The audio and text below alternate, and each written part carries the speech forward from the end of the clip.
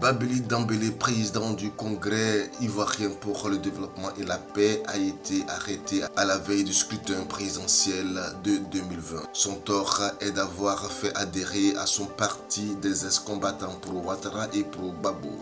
Victime d'une dénonciation calomnieuse et raccourci, Babili Dambélé, le président du dit parti, accusé d'atteinte à la sûreté de l'État, a été jeté en prison. C'est un homme bon qui ne mérite pas d'être en prison, mais plutôt aux côtés de la population. Confie un chef traditionnel qui a bénéficié de largesses du président du CIDP à l'infodrome. D'ailleurs, les témoignages en faveur du président de ce parti d'opposition ne manquent pas.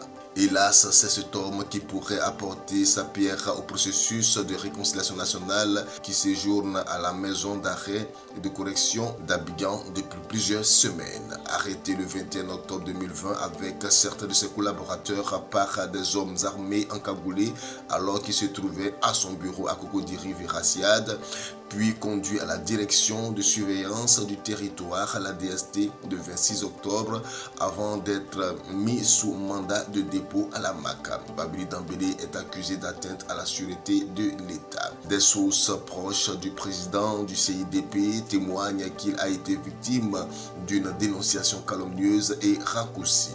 Tout est parti de l'adhésion de certains ex-combattants au CIDP. Des personnes proches du pouvoir ont vite fait de suspecter Babili Dambélé de vouloir déstabiliser le régime en place.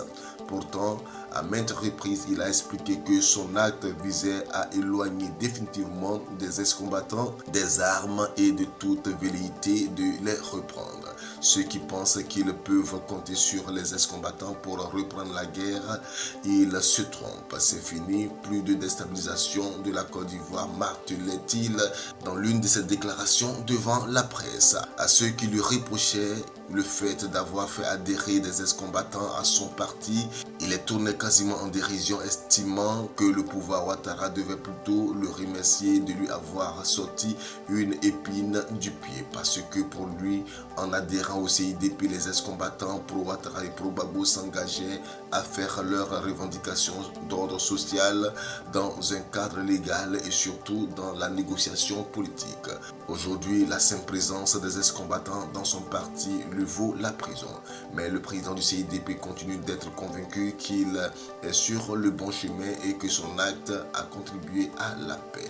D'ailleurs, dans le cadre de la recherche de la paix, il a sillonné avant son arrestation plusieurs contrées du pays, du sud au nord en passant par l'est, le centre et l'ouest pour expliquer aux populations la nécessité de vivre ensemble afin de bénéficier du développement. En tant que descendant de chef au nord de la Côte d'Ivoire, Babili ne manquait pas d'occasion pour mettre les chefs traditionnels en mission dans ce cadre.